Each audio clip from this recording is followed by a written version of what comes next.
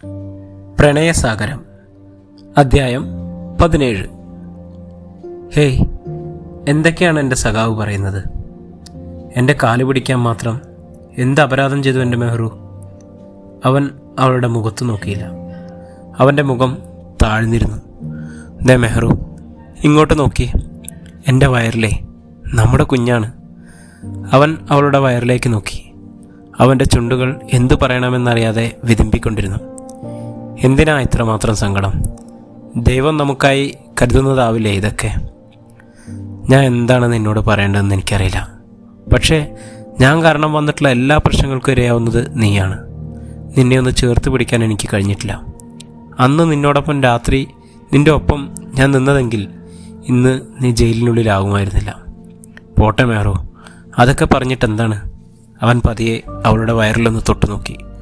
നൂറ, നമ്മുടെ കുഞ്ഞ്. അവൾ തലയാട്ടി. മതിയുടെ മതി, നിർത്ത്, ഒരു പോലീസുകാരി ആവർത്തിച്ചു. അവൻ്റെ കൈവിരലുകളിൽ നിന്നും വേർവിട്ടു പോകാൻ അവൾക്കോ അവനോ കഴിയുമായിരുന്നില്ല. പതിയെ അവൻ്റെ കൈവിരലുകളിൽ നിന്നും വിട്ട് ജയിലിനകത്തേക്ക് അവൾ നടന്നുപോയി. നിസ്സഹായനായി അവളെ നോക്കി നിൽക്കാൻ അവന് കഴിഞ്ഞുള്ളൂ. കണ്ണു നിറച്ചു നിൽക്കുന്ന അവന് മുന്നിലായി ജയിൽ സൂപ്രണ്ട് വന്നു. ഞങ്ങൾക്കെല്ലാം അറിയാം.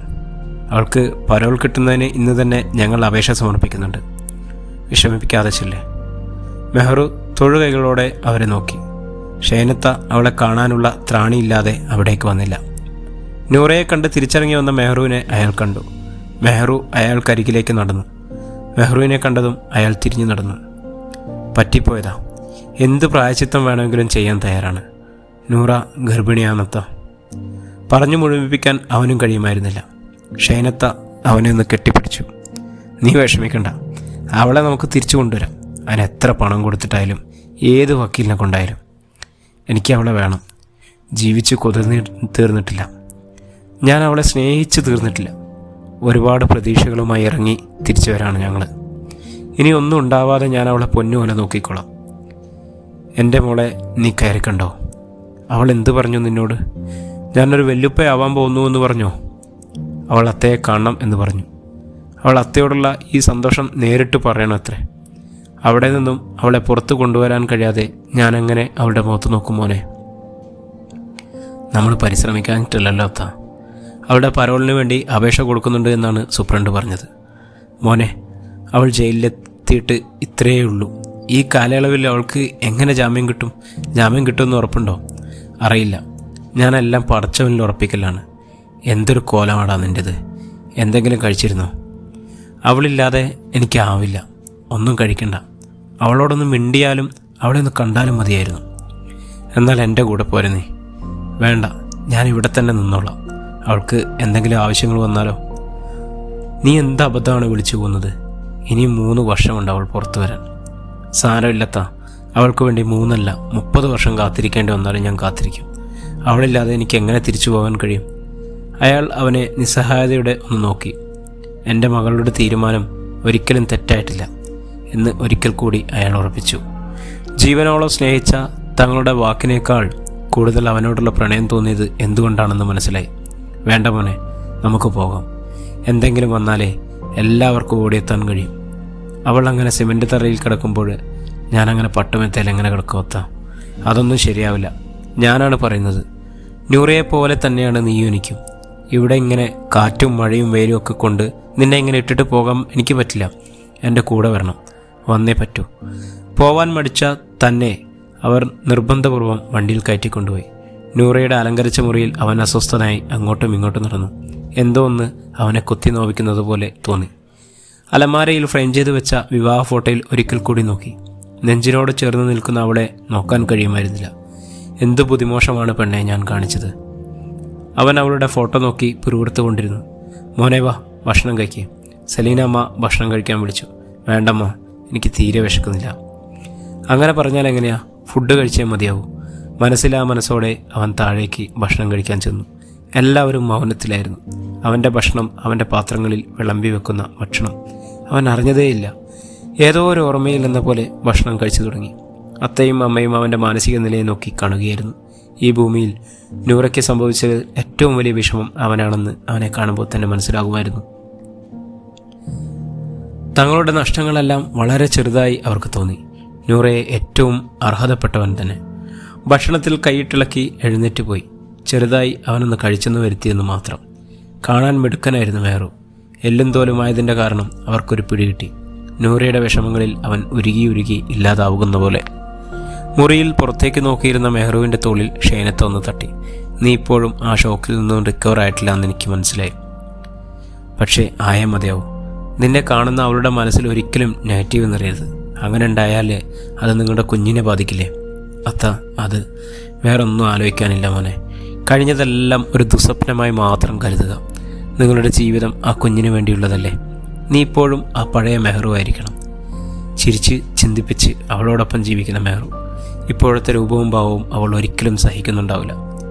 അവളങ്ങനെ കഴിയുമ്പോൾ എനിക്ക് എങ്ങനെ അങ്ങനെ ആവാൻ കഴിയാത്ത വാക്കുകൾ കിട്ടാതെ അവൻ പാതി വഴിയിൽ നിന്നു.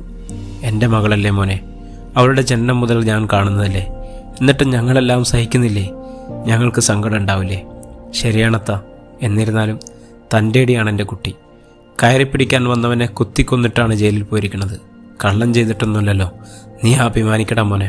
ഭർത്താവല്ലാത്ത വേറൊരാൾക്ക് എൻ്റെ ശരീരത്തിന് അർഹനല്ല എന്ന് അവൾ ഒരാളെ കൊന്നിട്ട് തെളിയിച്ചു കഴിഞ്ഞു. എൻ്റെ പെണ്ണല്ലേ അത്ത. ഞങ്ങൾ രണ്ടല്ല, രണ്ടും ഒന്നാ. എന്നോടൊന്നും എന്നും പറയുമായിരുന്നു അവൾ. പാർട്ടി പ്രവർത്തനം നിർത്തണം, തല്ലാനും കൊല്ലാനും ഒന്നും പോകണ്ടെന്ന്. എന്നിട്ടിപ്പോൾ ഉശിരുള്ള കുട്ടിയുടെ അവള്. പക്ഷേ നീ തളർന്നാൽ അവളും തളരും. അതോടൊപ്പം ആത്മവിശ്വാസവും സ്നേഹവും പകർന്ന് നീ എപ്പോഴും ഉണ്ടാവണം. ഉണ്ടാവുമത്ത. എൻ്റെ പെണ്ണിൻ്റെ ഒപ്പം ഞാനില്ലെങ്കിൽ പിന്നെ ആരുണ്ടാവാനാണ്? നേരെ ഒരുപാടായി മോനെ, കിടന്നോളൂ. റൂമിൽ നിന്നും അവനെ ആശ്വസിപ്പിച്ച് പുറത്തേക്കിറങ്ങുമ്പോൾ സ്വയം നിയന്ത്രിക്കാൻ നന്നായി പാടുപെടുന്നുണ്ടായിരുന്നു. സെലീനമ്മയുടെ അരികിലെത്തിയ അയാളുടെ മുഖത്ത് കരഞ്ഞു കലങ്ങിയ കണ്ണുകൾ.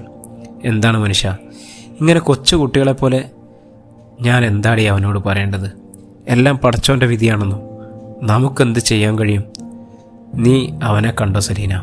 ഉരുകി ഇല്ലാതാവുന്ന ഒരു മനുഷ്യക്കൊലം. ഇങ്ങനെയൊക്കെ മനുഷ്യർക്ക് പരസ്പരം സ്നേഹിക്കാൻ കഴിയുമോ? നമുക്കതിൽ എന്താണ് ചെയ്യാൻ കഴിയുക? അവൻ്റെ മാനസിക നില തെറ്റാതെ ചേർത്ത് പിടിക്കുകയല്ലാതെ. അവളെ ഓർത്തിട്ടാണ് എനിക്ക് ഏറെ സങ്കടം. ഒരു ഗർഭിണിക്ക് ഏറ്റവും കൂടുതൽ സംരക്ഷണം വേണ്ടത് ഗർഭകാലത്താണ്. അവൾക്കവിടെ ഉണ്ണാനോ ഉറങ്ങാനോ ഉണ്ടോ ഒന്നും എനിക്കറിയില്ല. പാവൻ്റെ കുട്ടി. ഓർമ്മിപ്പിക്കല്ലേ സെലീന, എനിക്ക് പിടിച്ചു നിൽക്കാൻ കഴിയുന്നില്ല. എൻ്റെ ജീവനായിരുന്നില്ല അവൾ. ഈ വീട്ടിൽ നിന്ന് ഇറങ്ങിപ്പോയപ്പോൾ എൻ്റെ നെഞ്ചാണ് തകർന്നത്. ഒരു വലിയ പാറക്കല്ല് കെട്ടിവെച്ചതുപോലെ. പൊടിക്കുഞ്ഞായിരുന്നല്ലോ മുതൽ ഈ നെഞ്ചിൻ്റെ ചൂടേറ്റു അല്ലേ അവൾ ഉറങ്ങിയിരുന്നത്. നിൻ്റെ പരാതികൾ മുഴുവൻ എന്നോടല്ലേ പറഞ്ഞിരുന്നത്. ഞാൻ ജോലി കഴിഞ്ഞതും കരുതുന്നതും കാത്ത് ഉമ്മറപ്പടിയിൽ കാത്തിരുന്നവളല്ലേ. അത്രയും നാളും വളർത്തിയ അവളെ വേറൊരാളുടെ കയ്യിലേൽപ്പിക്കുമ്പോൾ ഹൃദയം പാടെ തകർന്നു വരുന്നു എനിക്ക്. ഇക്ക, ഒന്നും ഓർമ്മിപ്പിക്കുന്നതല്ല. എനിക്കും അറിയാത്തൊന്നുമല്ലല്ലോ. ദൈവം നമുക്ക് തന്ന പൊന്നുമോളായിരുന്നില്ലേ അവൾ. പക്ഷേ എന്ന് കരുതി നമ്മളിങ്ങനെ സങ്കടപ്പെട്ടിരുന്നാൽ എങ്ങനെയാണ്? ഇല്ല സലീന, നാളെ തന്നെ ഞാനൊരു വക്കീലിനെ കണ്ട് അവൾക്ക് ജാമ്യം കിട്ടുന്നതിനുള്ള പരിപാടി നോക്കും. അതേക്ക, അവൾക്ക് ജാമ്യം കിട്ടുമെന്ന് നോക്കണം. ഉറക്കം വരാതെ ഇരിക്കുകയായിരുന്നു നൂറ. അവൾ പതിയെ വയറിനെ ഒന്ന് തലോടി. എടാ കുട്ട, പുറത്തൊരുപാട് ആളുകളുണ്ട്. എവിടെയുള്ളവരൊന്നും നീ നോക്കണ്ട. നിനക്ക് 2 ഉപ്പാപ്പന്മാരും 2 ഉമ്മാമ്മമാരും ഉണ്ട്. പിന്നെ ചുറ്റിലും ആളുകളുണ്ട്. വയറിലൂടെ അവളുടെ കൈകൾ പതിയെ ഇഴഞ്ഞു നടന്നു. ഉമ്മച്ചിയുടെ കുട്ടി എത്ര വലിയ ഭാഗ്യമുള്ള ആളാണെന്നറിയോ? എത്ര ആളുകളാണെന്നറിയോ കുട്ടിയെ കാത്തിരിക്കുന്നത്? താരാട്ട് പാട്ട് പാടിത്തരാനും ചേർത്ത് പിടിക്കാനും ഉമ്മച്ചിയും ഉണ്ട്. ഇന്ന് മോൻ്റെ ഉപ്പച്ചി മോനെ കാണാൻ വേണ്ടി വന്നിരുന്നു. പാവം, എത്ര സങ്കടമുണ്ടെന്നറിയോ? ഇതൊന്നും ഓർത്ത് എൻ്റെ കുട്ടി വേദനിക്കണ്ട. കൊച്ചിയിൽ അമ്മച്ചിയും എല്ലാവരും കൂടിയ അടിപൊളിയുള്ള ഒരു ലോകമാണതവിടെ. എന്താണ്, നിനക്കിതുവരെ ഉറങ്ങാനായില്ലേ? ഉറക്കം വരുന്നില്ല സാറേ, കാലുകൾക്ക് വല്ലാത്ത വേദന പോലെ. എൻ്റെ പെണ്ണെ, ഉറങ്ങാതിരുന്നാലേ കുഞ്ഞിന് പ്രശ്നമാകും കേട്ടോ. നന്നായി ഉറങ്ങാൻ നോക്ക്. നാളെ ജയിലിൻ്റെ വണ്ടിയിലേ നീ ആശുപത്രി വരെ ഒന്ന് പോകണം. അവിടെ ഒരു ഗൈനക്കോളജി ഡോക്ടറോട് കാര്യം പറഞ്ഞു വെച്ചിട്ടുണ്ട്. ഇപ്പോൾ നീ ഉറങ്ങാൻ നോക്ക്. അവൾ പതിയെ പായ നീട്ടി വിരിച്ചു. പതിയെ വയർ താങ്ങിക്കൊണ്ട് അവൾ അവിടെ കിടന്നു. കുഞ്ഞും മെഹ്റുവും താനുമായുള്ള ജീവിതം സ്വപ്നം കണ്ടുകൊണ്ട് അവളങ്ങനെ കിടക്കുകയാണ്. മാനത്തെ അമ്പിളി മാമൻ അവളെ നോക്കി ചിരിച്ചു. തന്നോട് ചേർന്ന് കെട്ടിപ്പിടിച്ച് മെഹ്റു കിടക്കുന്നത് പോലെ അവൾക്ക് തോന്നി. കണ്ണുകൾ പതിയെ അടഞ്ഞു തുടങ്ങിയിരുന്നു. ഹോസ്പിറ്റലിൻ്റെ ഗൈനക്കോളജി ഡോക്ടറുടെ മുന്നിലിരിക്കുമ്പോൾ ഒത്തിരി ആകാംക്ഷയോടെയായിരുന്നു. അവളുടെ വയറിൽ അയാൾ ഒന്നമർത്തി തലോടി നോക്കി. കൺഗ്രാറ്റ്സ് ഡിയർ, ഒന്നും പേടിക്കാനില്ല കേട്ടോ. പോലീസുകാരി അവർക്കരികിലായി വന്നു. ഇയാളെ വളരെ ശ്രദ്ധിക്കേണ്ട സമയമാണ്. ഭാരിച്ച ജോലികളൊന്നും ഇയാൾക്ക് കൊടുക്കാൻ പാടില്ല. നൂറയുടെ കാത്തിരിപ്പിൻ്റെ ഓരോ ദിവസവും ഇഴഞ്ഞു പോയിക്കൊണ്ടിരുന്നു. ഇടയ്ക്കിടയ്ക്ക് അവളെ കാണാൻ വേണ്ടി മെഹ്റു എത്തിയിരുന്നു. അവളെ ചേർത്ത് പിടിക്കുമ്പോഴൊക്കെ ഭൂമിയുടെ അച്ചുതണ്ട് അവർക്ക് വേണ്ടി നിലച്ചു പോകുന്ന പോലെ തോന്നിയിരുന്നു. എത്രയും മനോഹരമായ ഈ പ്രണയം കൊണ്ട് ദൈവം തന്നെ അവർക്ക് വേണ്ടി ഇങ്ങനെയൊന്നും ഒരുക്കിയതാണോ എന്ന് സംശയിച്ചു പോകും. മെഹ്റു, എനിക്ക് നിന്റെ നെഞ്ചിൽ തലവെച്ചൊന്ന് കിടക്കാൻ കൊതിയുണ്ട് പെണ്ണെ. എന്നെ കരയിക്കല്ല പെണ്ണെ, എനിക്ക് പിടിച്ചു നിൽക്കാനാവില്ല. നീ ഇല്ലാത്ത ഓരോ ദിവസവും എനിക്കിപ്പോൾ നരകമാണ്. എന്നോടൊപ്പം ചേർത്ത് നിർത്താനും എൻ്റെ നെഞ്ചിൽ നിന്ന് ചേർത്ത് നിർത്താനും എത്ര മോഹമുണ്ടാവുമെന്നറിയോ? ഓർത്ത് ടെൻഷനൊന്നും ആവണ്ട മെഹ്റു. ഞാൻ എൻ്റെ ആഗ്രഹം പറഞ്ഞു എന്നല്ലേ ഉള്ളൂ. എനിക്ക് പരോള് കിട്ടാതിരിക്കില്ല. പ്രസവ സമയത്തെങ്കിലും നാട്ടിലെത്താനാണ് സൂപ്രണ്ട് പറഞ്ഞത്. എനിക്കിനിയും കാത്തിരിക്കാനാവുന്നില്ല പെണ്ണെ, അറിയാക്കാം. എന്നിരുന്നാലും ചില സത്യങ്ങൾ നമ്മൾ അംഗീകരിച്ചില്ലേ മതിയാവും. സഹിച്ചു മടുത്തു. നീയും ഇവിടെയുള്ള ഈ നരകജീവിതം ഒന്നും ചെയ്യാൻ കഴിയാത്ത നിസ്സഹനായ ഞാനും. വെറുതെ എന്തെങ്കിലും കട്ടുകൊണ്ട് വന്നതല്ല, ഞാൻ ഒരാളെ കൊന്നിട്ട് വന്നതല്ലേ. അതുകൊണ്ട് എന്താണ് നൂറ, വേറെയും താൻ ഒത്തിരിയേറെ അനുഭവിച്ചു കഴിഞ്ഞില്ലേ? അവളുടെ കണ്ണുകൾ നിറഞ്ഞു. കണ്ണ് നിറയ്ക്കുന്നതൊന്നും പറയില്ല എന്ന് ഞാൻ കരുതിയിരുന്നതാണ്. പക്ഷേ എനിക്ക് നിൻ്റെ മുന്നിൽ പിടിച്ചു നിൽക്കാനാവുന്നില്ല. നിനക്കെന്നോട് സ്നേഹമുണ്ട് മെഹ്റു, പറയാൻ കഴിയില്ല. എന്നേക്കാൾ കൂടുതൽ എത്രയോ. ഈ അടുത്ത് ഹോസ്പിറ്റലിൽ പോയപ്പോൾ ഡോക്ടർ എനിക്ക് അവനെ കാണിച്ചു തന്നു. അവൻ തന്നെയാണെന്ന് നീ ഉറപ്പിച്ചോ? മെഹ്റു, എനിക്ക് അങ്ങനെയാണ് തോന്നുന്നത്. പക്ഷേ എൻ്റെ മനസ്സ് പറയുന്നു നിന്നെപ്പോലെ സുന്ദരിയായ ഒരു പെൺകുഞ്ഞായിരിക്കുമെന്ന്. ഇപ്പോൾ അനങ്ങാനും ചവിട്ടാനൊക്കെ തുടങ്ങിയിട്ടുണ്ട്. നമ്മുടെ സാഹചര്യങ്ങൾ ഏറെക്കുറെ അവനും അറിയാമെന്ന് തോന്നുന്നു. അതെന്താണ് നൂറ അങ്ങനെ പറയാൻ കാരണം? ഒരു തവണ പോലും ഞാൻ ഛർദ്ദിച്ചിട്ടില്ല. ചിലപ്പോഴൊക്കെ ജയിലിലെ ഭക്ഷണം കഴിക്കുമ്പോൾ മനം പുരട്ടി വരും. എങ്കിലും വയറിനെ പതിയെ തലോടി ഉമ്മയെ വിഷമിക്കല്ലേ എന്ന് പറഞ്ഞാൽ പിന്നെ അതുണ്ടാവില്ല. മെഹ്റു അവളുടെ കൈവിരലുകൾ കോർത്ത് അങ്ങനെ നിന്നു. ആരുമില്ലാത്ത രാത്രികളിൽ ഏകാന്തതയുടെ കൊടുമുടി കയറുന്ന ചില സമയങ്ങളുണ്ട്. ഒരു ചെറിയ ചവിട്ടും കുത്തുകളൊക്കെ ആയിട്ട് ഞാനിവിടെ ഉണ്ടെന്ന് ഇടയ്ക്കിടയ്ക്ക് ഓർമ്മിച്ചുകൊണ്ടിരിക്കും. ഒന്നോർത്താൽ ഇത് നന്നായി നൂറ. ഞങ്ങളൊക്കെ നിസ്സഹായരായി നിൽക്കുമ്പോൾ സാന്ത്വനിപ്പിക്കാനും നിൻ്റെ കൂടെ നിൽക്കാനും അതിനെങ്കിലും കഴിവുണ്ടല്ലോ, അതിനെങ്കിലും അവന് കഴിയുന്നുണ്ടല്ലോ. മെഹ്റു, നീ എന്തെങ്കിലും കഴിച്ചായിരുന്നോ? എന്തൊരു കോലമായത്! നീ ഇല്ലാതെ എൻ്റെ ജീവൻ നിലനിൽക്കുന്നത് തന്നെ വലിയ കാര്യമാണോ? അങ്ങനെയൊന്നും പറയരുത് മെഹ്റു. ഞാനും നീയും ദിവസവും കാണുന്നില്ലേ? കൂടുതൽ ഇഷ്ടപ്പെടാൻ ദൈവം തന്ന ഒരു മുഖമായി ഇതിനെ കണ്ടാൽ മതി. എന്തെങ്കിലും പറഞ്ഞാലും എൻ്റെ മനസ്സിൽ സമാധാനം കിട്ടുമെന്ന് എനിക്ക് തോന്നുന്നുണ്ടോ? പോട്ടെ മെഹ്റു, സമയമായെന്ന് തോന്നുന്നു. അവൻ്റെ കൈവിരലുകൾ വിടുവിച്ച് അകത്തേക്ക് നടക്കുമ്പോൾ അവളുടെ കണ്ണുകൾ നിറഞ്ഞിരുന്നു. എത്ര ആശ്വസിപ്പിച്ചാലും അവൻ്റെ ക്ഷമ ഒരിക്കലും മാറുകയില്ല എന്ന് അവന് അറിയാമായിരുന്നു. ജയിലിലെ ഇരുട്ടിൽ മുഖമമർത്തി അവളൊന്ന് കരഞ്ഞു. അപ്പോൾ പതിയെ വയറനങ്ങി തുടങ്ങി. അവൾ പതിയെ വയറിനെ തലോടി. ഒന്നുമില്ലടാ. നിലത്ത് പായിട്ട് കിടന്നിരുന്ന അവൾ പതിയെ മയക്കത്തിലേക്ക് വീണിരുന്നു. പെട്ടെന്ന് കുളത്തിപ്പിടിച്ചതുപോലെയുള്ള വേദന അവളിൽ പടർന്നു കയറി. അവൾ അലറിക്കരഞ്ഞു. ജയിലിലെ ലൈറ്റുകൾ തെളിഞ്ഞു. അവളെയും കൊണ്ട് ആംബുലൻസ് കുതിച്ചു പാഞ്ഞു. ആശുപത്രിയിലൂടെ കൊണ്ടുപോകുമ്പോൾ പതിയെ ഒരു ബ്ലീഡിംഗ് ഉണ്ടായിരുന്നു. അവൾ പതിയെ രക്തത്തിൽ കുടിച്ചു തുടങ്ങി. എന്താണ് സംഭവിച്ചതെന്ന് അവൾക്ക് തന്നെ അറിയില്ലായിരുന്നു. ജില്ലാശുപത്രിയിലെ സ്പെഷ്യൽ വാർഡിൽ അവിടെ അഡ്മിറ്റ് ചെയ്തു. ഡോക്ടർമാർ പരിശോധിച്ചു. എന്താണ് ബ്ലീഡിങ്ങിൻ്റെ കാരണമെന്നറിയില്ല. എങ്കിലും കുഞ്ഞിന് കുഴപ്പമൊന്നും ഉണ്ടായിരുന്നില്ല. അമ്മയും കുഞ്ഞും വളരെ സുരക്ഷിതരായിരുന്നു. സിറ്റി സ്കാനിംഗ് റൂമിലെ ടെക്നീഷ്യൻ അവളുടെ കുഞ്ഞിനെ അവൾക്കായി കാണിച്ചു കൊടുത്തു. ഒരു മാതത്വം അവളിൽ തുടിക്കുന്നത് കാണാമായിരുന്നു. ഓമനത്വത്തോടെ ആ ചിത്രം അവളങ്ങനെ നോക്കിയിരുന്നു. ദിവസങ്ങളും മാസങ്ങളും അതിവേഗത്തിൽ പോയി തുടങ്ങി. ഇപ്പോൾ നൂറയുടെ വയറുകൾ കണ്ടു തുടങ്ങി പുറത്തേക്ക്. നൂറു അപേക്ഷ കൊടുത്തെങ്കിലും അപേക്ഷ പരിഗണിച്ചു കിട്ടിയില്ല. ഷൈനത്ത, സലീന അമ്മയും ഇടയ്ക്ക് അവളെ വന്നു കണ്ടു. ഇടയ്ക്ക് ഉപ്പയും ഉമ്മയും വരുമായിരുന്നു. അവളെ കാണുമ്പോൾ മുഴുവൻ നിറവയറുള്ള അവളെ നിറകണ്ണുകളോടെ അവർ നോക്കി. ജയിൽ വാർഡനും അവളുടെ കാര്യത്തിൽ സങ്കടമായിരുന്നു. അവർക്ക് ഇഷ്ടപ്പെട്ടതും വേണ്ടപ്പെട്ടതും എല്ലാം അവർ എത്തിച്ചു കൊടുത്തിരുന്നു. ദിവസങ്ങൾ ശരവേഗത്തിൽ കടന്നുപോയി. പ്രസവ ദിവസങ്ങൾ അടുത്തു വരുന്നതിനനുസരിച്ച് ശാരീരിക അസ്വസ്ഥതകളും കൂടി വരുന്നു. അവളുടെ ശാരീരിക അസ്വസ്ഥതകളെക്കുറിച്ച് ഉണ്ടായിരുന്ന സംശയങ്ങൾ പ്രകടിപ്പിച്ചത് കോടതിയിൽ അവൾക്ക് ഏറ്റവും നല്ല ചികിത്സ ഉറപ്പുവരുത്താൻ ഉത്തരവിട്ടു. എല്ലാവരും ഒരുപോലെ അവളുടെ കുഞ്ഞിനെ കാത്തിരുന്നു. നല്ല തണുപ്പുള്ള ഒരു രാത്രിയിൽ നൂറയ്ക്ക് വേദന തുടങ്ങിയിരുന്നു. പതിയെ അവളുടെ വേദനയുടെ കാഠിന്യം കൂടിക്കൂടി വന്നു. അവളെയും കൊണ്ട് ആശുപത്രിയിലെത്തിയ ആംബുലൻസ് അതിവേഗത്തിലായിരുന്നു പാഞ്ഞെത്തിയത്. ഉടനെ തന്നെ അവളെ ഓപ്പറേഷൻ മുറിയിലേക്ക് മാറ്റി. പ്രസവം നടക്കില്ല, സിസേറിയൻ വേണമെന്ന് ആയിരുന്നു ആവശ്യം. അവർക്ക് വേണ്ടി സർവ്വസന്നാഹവും ഒരുക്കപ്പെട്ടു. ഓപ്പറേഷൻ തിയേറ്ററിലെ ടേബിൾ ലൈറ്റുകൾ ഓൺ ചെയ്യപ്പെട്ടു. പോലീസ് വിവരം അറിയിച്ചതിനനുസരിച്ച് മെഹറുവും സേനത്തെയും എത്തിയിരുന്നു. ആശുപത്രിയിൽ വരാന്തയിൽ കുടുംബക്കാരും കൂട്ടക്കാരും നിറഞ്ഞു നിന്നു. കുറച്ചു സമയത്തെ ആകാംക്ഷയ്ക്ക് ശേഷം ഒരു കുഞ്ഞു കരച്ചിൽ അവിടെയാകെ മുഴങ്ങി. ഒരു 10 മിനിറ്റ് കഴിഞ്ഞപ്പോൾ ഒരു നേഴ്സ് കുഞ്ഞിനെ കൊണ്ടുവന്ന് പുറത്തേക്ക് വന്നു. നൂറ, മെഹ്റു സൈനത്തെയും അവർക്കരികിലേക്ക് നടന്നു. അവരുടെ കയ്യിലേക്ക് കുഞ്ഞിനെ അവർ വെച്ചു കൊടുത്തു. പെൺകുഞ്ഞാണ്. അവരുടെ മുഖം സന്തോഷം കൊണ്ട് വിടർന്നു. എല്ലാവരും കുഞ്ഞിനെ നോക്കുമ്പോഴേക്കും അവൾ പതിയെ കരഞ്ഞു തുടങ്ങിയിരുന്നു. വീണ്ടും അവൾക്ക് പാല് കൊടുക്കാൻ അകത്തേക്ക് കൊണ്ടുപോയി. ആർക്കും അവിടെ താലോലിച്ചും തലോടിയും മതിയാവുമായിരുന്നില്ല. കുഞ്ഞിനെ കൊടുക്കാൻ മതിയായ പാലില്ലാത്തതിനാൽ അവൾ ഇടയ്ക്കിടയ്ക്ക് കരഞ്ഞുകൊണ്ടിരിക്കുന്നു. പാവ എൻ്റെ കുട്ടി, ഗർഭകാലത്ത് കിട്ടുന്ന സംരക്ഷണം ഒന്നും കിട്ടിയില്ലല്ലോ. സലീനമ്മ അടക്കി പരിഭവം പറഞ്ഞു. നൂറയ്ക്ക് ബോധം വന്നിട്ടില്ലായിരുന്നു. കുറച്ച് സമയത്തിന് ശേഷം വീണ്ടും കുഞ്ഞും മെഹ്റുവും അവർക്കരികിലേക്കെത്തി. പതിയെ അവൾ അവളുടെ കുഞ്ഞു കണ്ണു തുറന്ന് ചുറ്റിലും നോക്കാൻ തുടങ്ങി. ഒരുപക്ഷെ ഉമ്മ പറഞ്ഞു തന്ന ആളുകൾ ആരൊക്കെയെന്ന് നോക്കുന്നതാവും.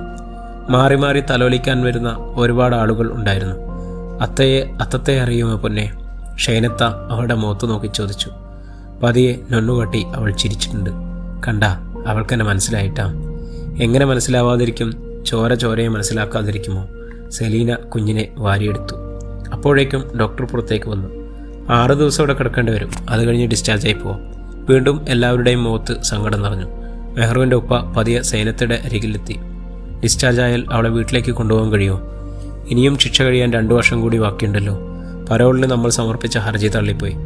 ഒന്നും അറിയാത്ത നിഷ്കളങ്കമായി ഈ കുഞ്ഞിനെയും ജയിലിലേക്ക് അയക്കണമെന്നാണ്.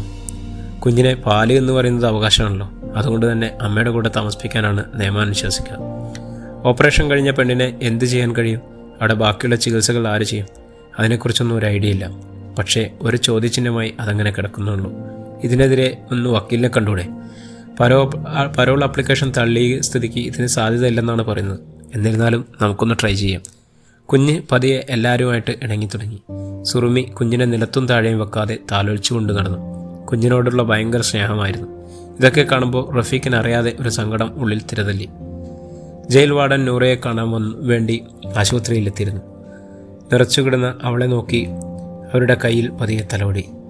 താൻ വിഷമിക്കണ്ട, ഞാൻ റിപ്പോർട്ട് കൊടുത്തിട്ടുണ്ട്. തനിക്ക് എന്തെങ്കിലും കാരണവശാൽ നാട്ടിൽ നിൽക്കാൻ കഴിയുമെങ്കിൽ അതല്ല നല്ലത്. ഒന്നുമില്ലെങ്കിൽ തൻ്റെ ഹെൽത്ത് പ്രശ്നമാണെന്ന് പറഞ്ഞ് ഒരു 10 ദിവസമെങ്കിലും കൂടുതൽ ഇവിടെ നിൽക്കാം, ഡോക്ടറോടും പറഞ്ഞിട്ടുണ്ട്. വാർഡൻ പുറത്തേക്ക് വന്നപ്പോൾ ഷൈനത്ത പുറത്തുണ്ടായിരുന്നു. അതെ, നിങ്ങളുടെ അവസ്ഥയെക്കുറിച്ച് കുറച്ച് ഗുരുതരമാണ് കേട്ടോ. അതെന്താണ് ഡോക്ടർ? ഒന്നുമില്ല, മോളുടെ അവസ്ഥയെക്കുറിച്ചാണ് പറഞ്ഞത്. അത് കുറച്ച് ഗുരുതരമാണ്. പ്രിയപ്പെട്ടവരെ, നമ്മുടെ ഈ അധ്യായം ഇവിടെ തുടരുകയാണ്. നൂറുവിൻ്റെ ജീവിതത്തിലെ പ്രശ്നങ്ങളും പിന്നെ കുഞ്ഞിനെയും കൊണ്ട് ജയിലിലേക്ക് പോകാൻ പറ്റുമോ, ജയിലിലേക്കാണോ പോകുന്നത്, ബാക്കിയുള്ള കഥകളൊക്കെ നാളെ അറിയാവുന്നതാണ് കേട്ടോ. അപ്പോൾ നമ്മുടെ ചാനലൊന്ന് സബ്സ്ക്രൈബ് ചെയ്യുക, ബെല്ലൈക്കൺ അമർത്തുക, ഫോളോ ചെയ്യുക. ബൈ.